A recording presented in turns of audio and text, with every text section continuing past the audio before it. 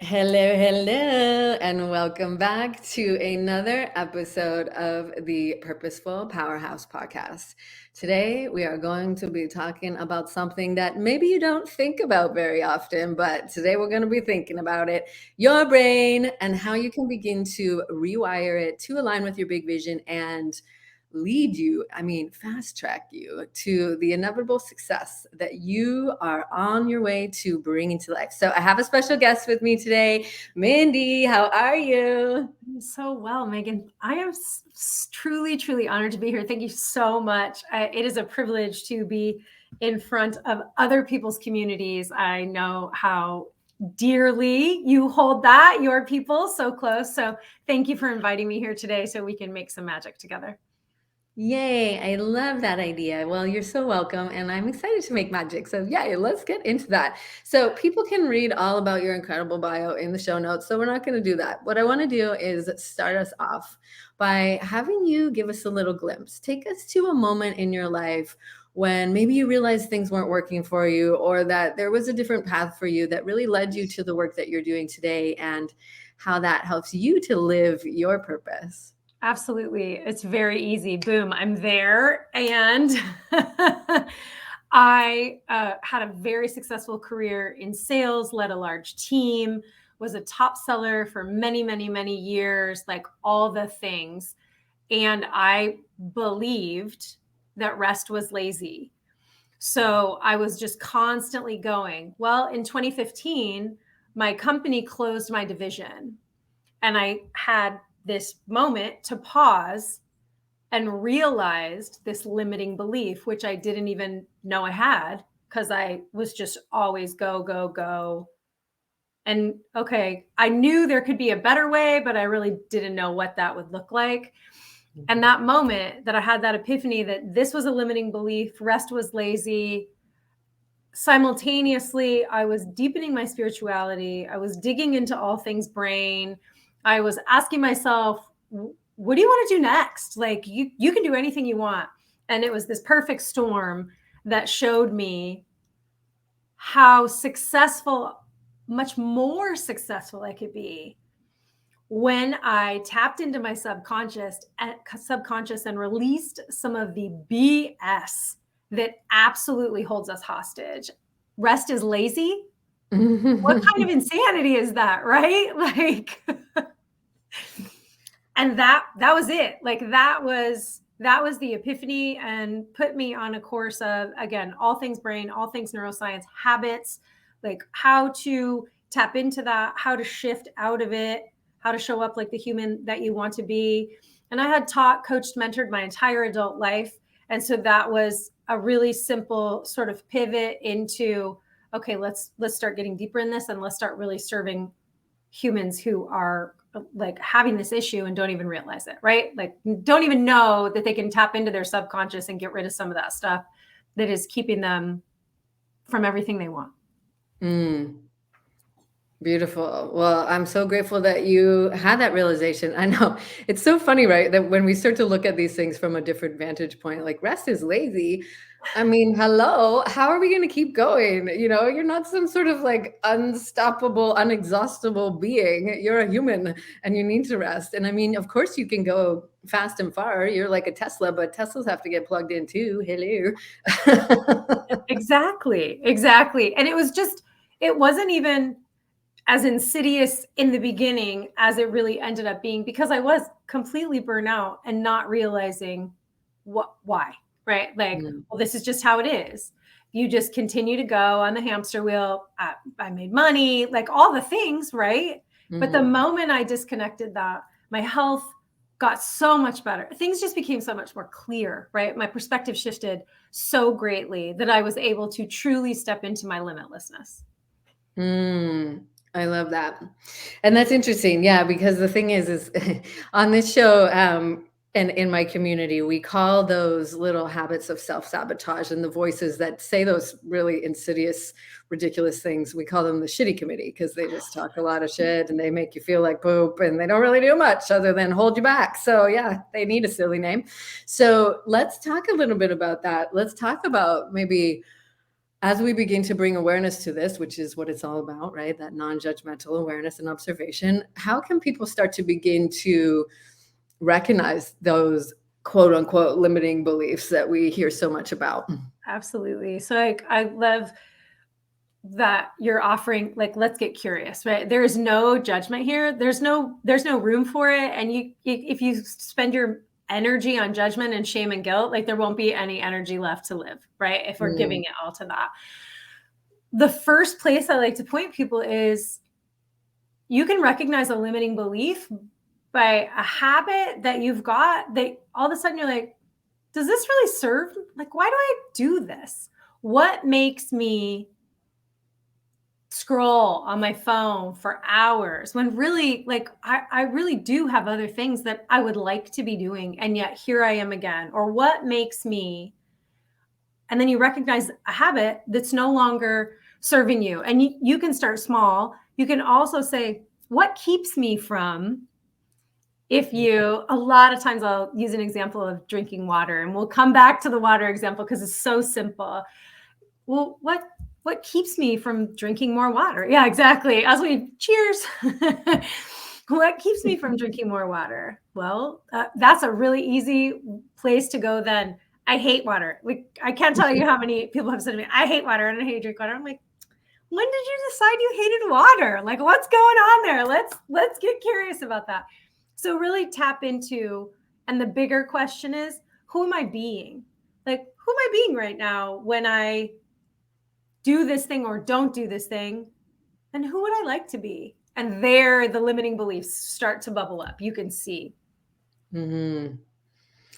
I love that, and it's so aligned with the vision of this show is to be able to bring more awareness to our life so that we can be intentional about who we would like to be and really what that means and how that feels, right? Because that's so integral to us being able to not only create a new habit, but actually go a lot deeper and begin to rewire. And because we hear so much about mindset, oh, I need a positive mindset, mindset. And it's very important. And I'm by no means dismissing mindset. But what you're talking about and what you help people with is the real fundamentals of mindset, in the sense that it's actually literally changing your mind, because that does take you to that next level, but it is required for you to get there and stay there, because we can so easily get like, woohoo, here I go, I'm up leveling, and then crash bang, the limiting beliefs kick back in if we don't do the work of rewiring our brain. So let's talk Exactly. about how that connection between limiting beliefs and creating lasting change actually happens. So your brain deletes, distorts, and generalizes based on your beliefs. I'll say that again. Your brain deletes, distorts, and generalizes based on your belief, which means that you're always winning the game you're playing. So if you're playing a game that serves you and is empowering to you, yay, your beliefs are in line there. If you're playing a game that you don't want to play anymore, there's where you get to recognize that your brain is deleting, distorting, and generalizing based on what you believe about this. And here's classic example. When we say I am, like, these are some of the most powerful words in the universe, right? We think of that over and over again, habitually. It becomes a belief, an I am, an emotion, and a habit. Like and what came first, the chicken or the egg? It happens so quickly when we do that.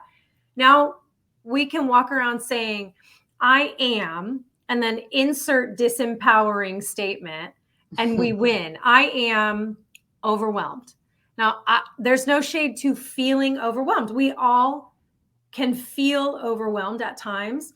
When we claim it as an identity, this is when we start winning a game we don't want to be playing anymore. This is when our brain, to preserve energy and reserve energy, right? We'll go, oh, yeah, okay, yes, let's prove that. Yes, yes, Mhm. we'll just let you see. We'll delete, distort, and generalize based on this belief.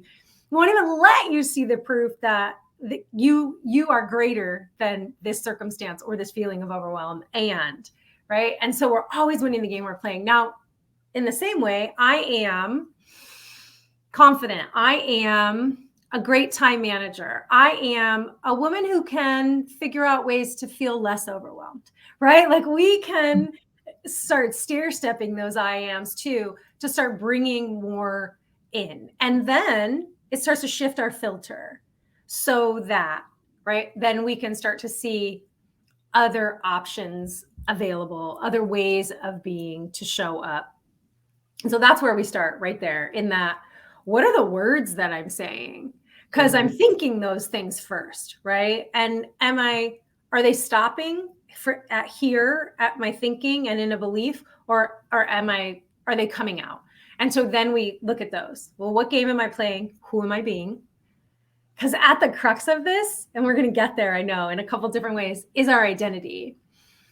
Habits and outcomes, dreams, goals, like goals are great. They're an aim, they're a direction, they're a purpose, they're necessary, right? To move us in the direction we want. Outcomes, even better, where the rubber meets the road. Like this is the actual shit that happens. It's the results from what we did or didn't do. Okay, the magic is the identity. We don't want to drink one glass of water. We want to become water drinkers so that there's no question about whether or not we're getting a water, because we're water drinkers. We're great time managers. We're insert here, as opposed to drinking one glass of water, right? That's like a struggle, no, we want to rewire our brain in order to be the human who.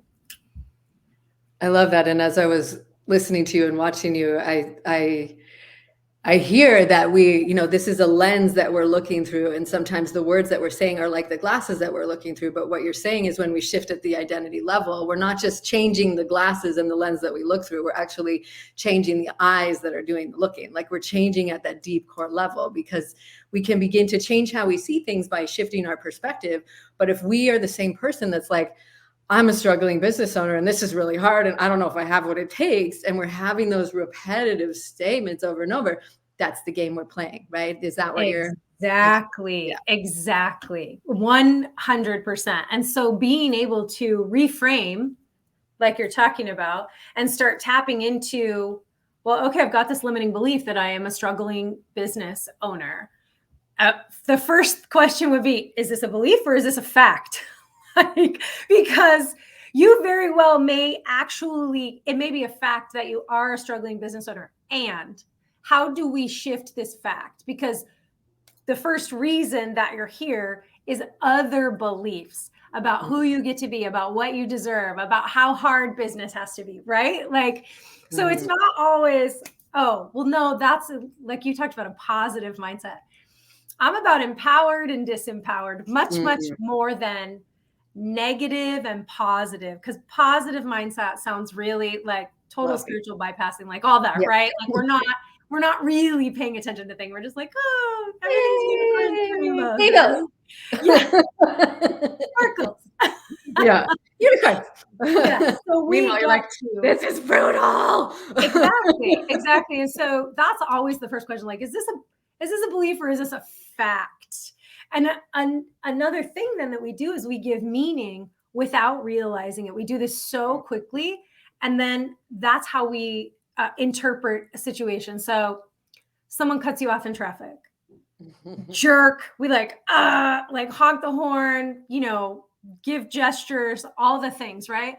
Okay, so is it a fact that that person is a jerk? Like, first of all, does this meaning serve me? We can ask ourselves that. Is that an empowered meaning for me that this person who cut me off is a jerk? Or could I expand a little bit on that and say, well, maybe X, Y, Z. Maybe there's a kid crying in the back seat. Maybe they just got a bad phone call. Maybe they had a long day. Maybe, and then we get to go, I've cut people off before, but I'm not a jerk. Like I'm a pretty decent human, right? So we will decide something just like that and not even go back to that meaning that we gave it. So to talk about the struggling business owner, somewhere along the line, they decided this has to be hard. I have to hustle 24/7. Right? They decided all these things without a second thought. Because why? Like what would make me go back to it? Mm-hmm. If someone's not saying to me, get curious, or if I'm not to the point of, wow, does it really have to be this hard to run a business? Like, do I really need to be the struggling business owner? Like, could I just have some feelings that a struggling business owner would have? Can I get rid of this identity? When they start to really get deeper into that, that's when all those things start to open up for us. Oh, I love that. I know, because there is no hard and fast rule to anything, right? And it is that curiosity. And we talk about that a lot here, about how this is, from the perspective of the yoga practice and so many different wisdom traditions, that it all starts with awareness. It really all starts with awareness. And so how can we start from that place of non-judgmental awareness and then move to the next step, which is acceptance? And so what I'm hearing you say is that if something is feeling good and is aligned and you are seeing the outcomes and the results that are, what you're seeking, then we accept that and we want to cultivate that and grow forward. But if we're looking at the evidence externally and we're seeing a lot of frustration or heartbreak or disappointing launches or whatever it is, or, crickets on social, then we can start to look at, okay, do I truly want to stay with this? Am I accepting this as my fate and as my reality? Or knowing that you at your core are a purposeful powerhouse and you can learn how to think on purpose, right? Which is one of the core pillars. You can begin to create a different story for yourself, but ultimately creating that internal shift. And so I love that that's a huge part of the work that you're doing and what you're sharing with us today. And so what helps people to fast track to get to, because we're all about the awareness and the acceptance, but let's talk about how we can make some shifts. So your brain doesn't know the difference between real and imagined.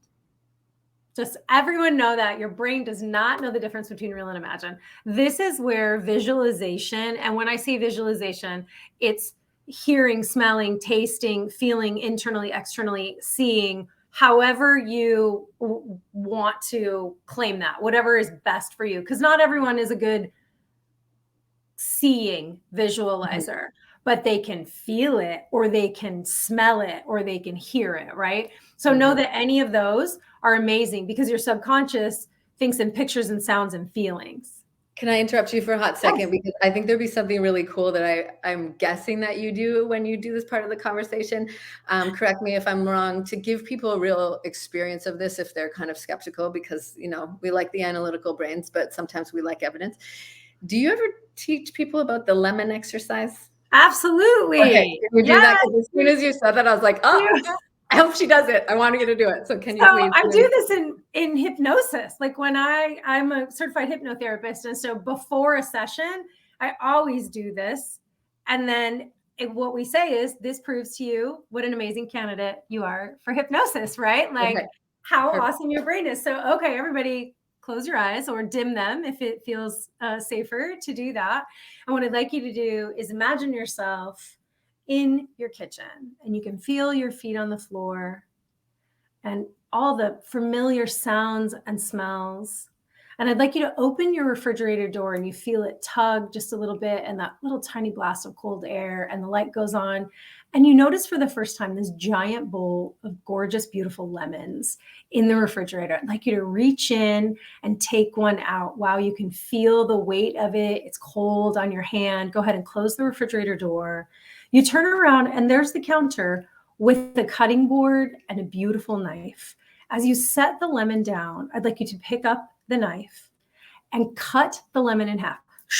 And the two pieces pop open, and that citrus smell just bursts into the air, and you see it squirt up, and a little bit gets on you. And I want you to set down the knife and pick up one of those halves of lemon. And as you do, it squirts again, and the juice is running down your hand. And you already know what this lemon is going to taste like, and you're only holding it in your hand.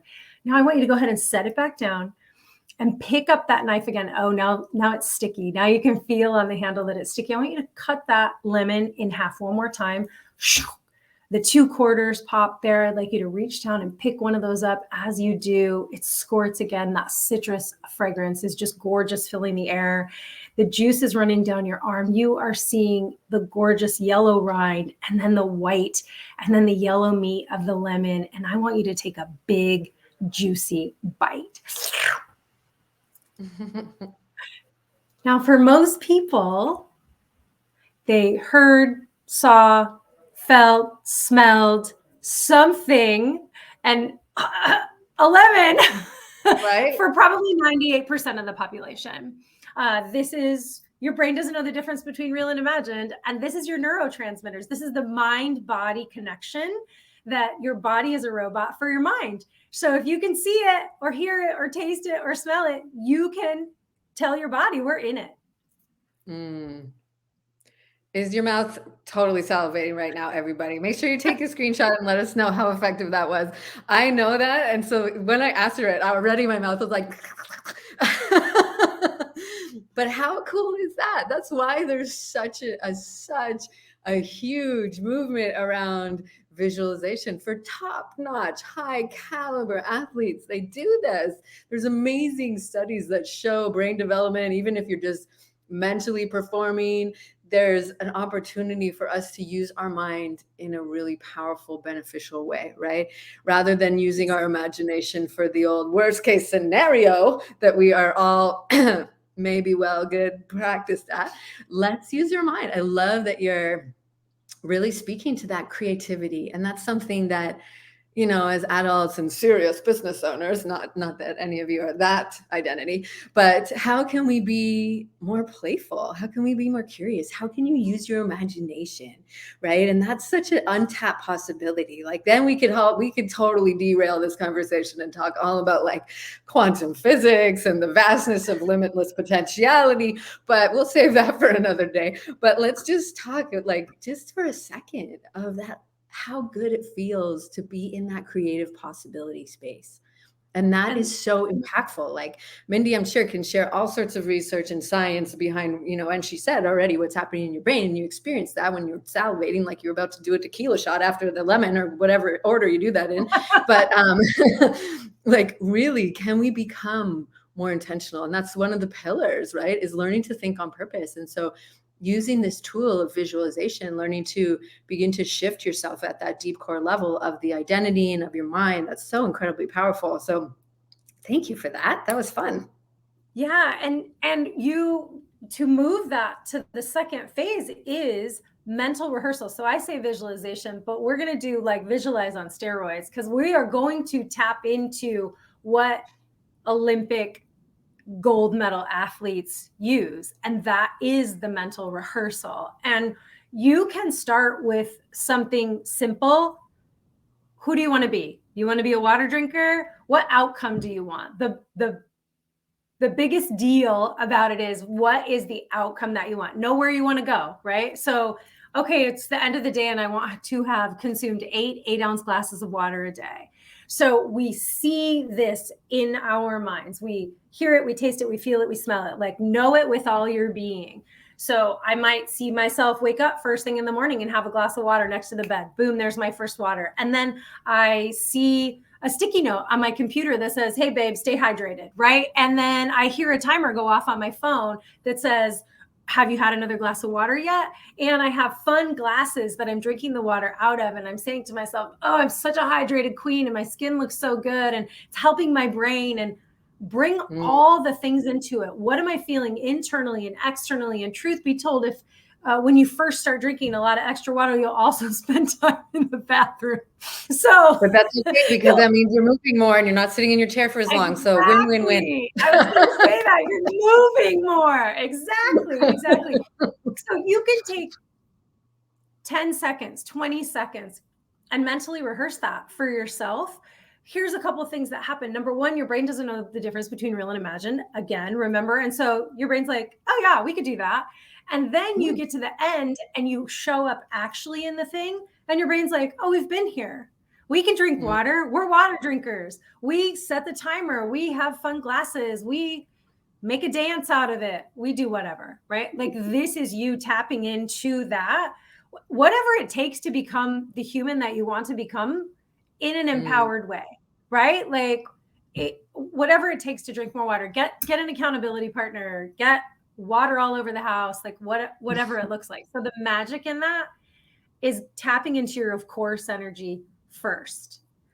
So of course energy, right? There's a difference between wanting energy and having energy. Wanting is wishy, hopey, disbelief energy. Oh, I wish, I hope, I really want this to happen. But when we're in our having energy, our of course energy, we're like, of course, Of course I'm going to drink this water. Of course. So find some of course energy. And it sounds like, Megan, some of course energy for you would be, of course I move my body daily. Like this isn't of Right. course energy for me. Absolutely. Like movement is huge for me. Of course I move my body daily. We can get like more granular than that. Of course I brush my teeth.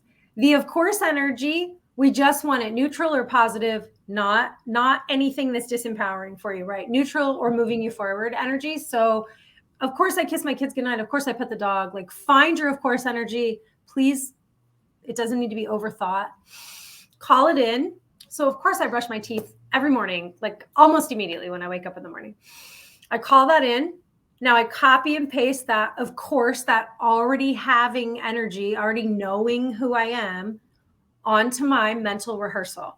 Now I'm copying and pasting that onto seeing myself. It's the end of the day. My legs are kicked up and I'm like, look at me. I drank 8-ounce glasses of water today.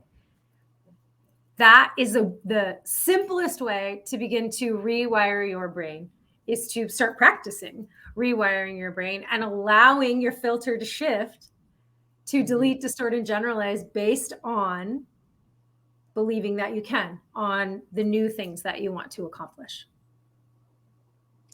I love that. And I love because sometimes we're seeking evidence for possibility. And if it's something that's a bit of a stretch for you, it might, of course, our brain wants to kick in with all sorts of refuting, et cetera, et cetera. But when you're able to tap into that, of course, energy about other things, Exactly. what you're doing there is, as you were saying, copying, pasting, but you're allowing that transfer of belief, and you're allowing that transfer of energetic frequency, right? Because we know that that's what everything is. It's all based on our energy. And so if we can take that believability, because sometimes I know for me, if it's been too big of a stretch, there's always those like, yeah, but is that really going to happen for you sort of nonsense that happens in the background. So if you're able to take on and just feel that, right? Because that's what this is. It's giving your brain the visual, but giving your body and your heart that physical experience, that embodiment of it in the moment of, yeah, of course I'm a water drinker. Of course I'm an international bestseller, whatever it is, right? Exactly. Yeah, exactly. that's what I was putting my, of course, energy on, just so you know. I love it. Oh, I love this. Okay. And those are some really potent tools and ideas that we can take away. And so I know that you have lots of clearly lots of fun and very doable tools and techniques for everybody, as well as opportunities to connect with you. So I know you have a little gift for everyone. Will you tell us about that, please? Yes, that is a guided mental rehearsal, what we just talked about. So I will walk you through. The only requirement for you is, what do I want the outcome to be? To have a well-formed outcome, right? So it could be you want to, I mentally rehearse everything now. Like it's just automatic for me. I always mentally rehearse a podcast. I see the end and everything has gone amazing, right? Like it's going to be great. I highly recommend everyone go out and Google Michael Phelps and his mental rehearsals, because he's next level. I'm teaching first level mental rehearsal, where you go from A to B and everything works, right? Once you start mentally rehearsing even more, you'll learn to go, oh, even if this shitty committee pops up, Good one. I have a plan to still make the outcome, right? And so I always do a podcast and like mentally rehearse it. And no matter what happens, technical difficulties, anything like that, like by the end, it was amazing. Everybody got to hear exactly what they needed. And it's your most downloaded episode ever. Like that's always my intention at the end of a podcast. And so I have a guided one just for you to walk you through it. And then you get like videos with it that also say, okay, here's how to use your of course energy. Here's how to do this. So you're really supported the whole way through when you're learning this practice. Oh, thank you. I'm excited. Absolutely. I'm totally going to use it. Thank you. I appreciate that. So make sure to grab that. The link is in the show notes, and make sure to after you've done it, or well, even now, because I'm sure there's already like ping, ping, ping, little light bulbs or little electrodes popping off in your head right now, take a screenshot and make sure to tag us on socials. So tell us, where are you on Instagram? And we Yeah, will. I'm my name. You can find me everywhere, Mindi Huebner. Like that. Oh, nice. I'm on all the socials that way. Yes, and Oh, I like Instagram. I hang out there and TikTok. So okay, cool. You're one of the lucky ones. I really wanted to be able to get my name and have it be consistent all around, but some people got ahead of me. But I'm glad that you got yours. That's awesome. So make sure to tag us both and follow Mindi as well. And so as we wrap up, there's one question that I like to ask everybody as we say bye-byes for the day. What does it mean to you to be a purposeful powerhouse? yeah, I love this question. It really means not toning myself down or dialing back my intensity or my passion. I have experienced pushback on that for many years in my life, and I just won't do it. Like I just won't dial back me for other people. So that's definitely part of it. It means also like doing my part to change the world with my magic and my gifts, the things that only I can do, that I was created to do and have tapped into and refined those things. And I think finally, it really looks like consistent growth. Like consistent growth is how we continue to just be, powerful. Yay. What a beautiful answer. I love that. I love that. Yes. Living vibrantly, fully expressed, authentically, like sharing your magic, all the good things, all the good things. Absolutely. And so thank you for sharing your magic today with us, Mindi. It's been really fun to chat with you. Thank you. And thank you, everybody. Make sure to like and subscribe and take some screenshots and share, because this is powerful stuff, right? And it is absolutely foundational. And of course, I know Mindy's probably going to agree with me. We want you living in that, of course, energy, right? Because hello, it feels good. Always. I just got tingly. I'm like, seriously, I just think, of course we want you in the of course energy. Like this is it's done energy. It is done, right? Mm-hmm. Oh yeah. Okay. So when you take your screenshot, claim what is done for you. So make sure to Yeah, I put love that in that. there, because I we love want to that. celebrate you, because all the celebration, all of the gold stars, because you deserve all of them. And so have an amazing rest of your day, evening, whatever time it is for you. And thank you for being part of this incredible community. And thank you, thank you, thank you for living and moving and breathing and showing up on purpose as the purposeful powerhouse that your beautiful self is. So until next time, take good care and have an amazing rest of your day. Bye, everybody.